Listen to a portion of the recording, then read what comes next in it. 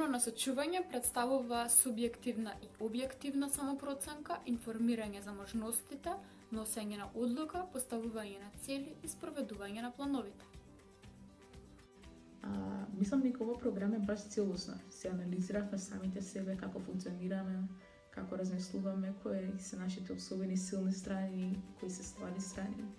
И баш комплетно беше се.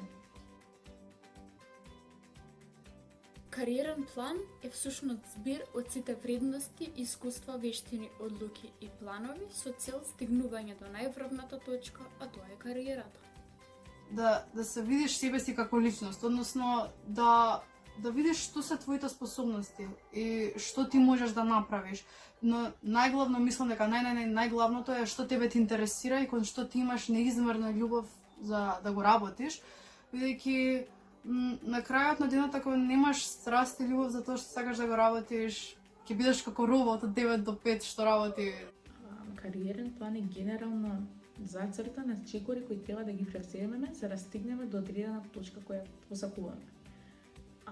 И секако дека е многу корисна, затоа што ти помага да не биде толку стресно што ќе правам сега, леле кај сум. Имаш точно дефиниран пат.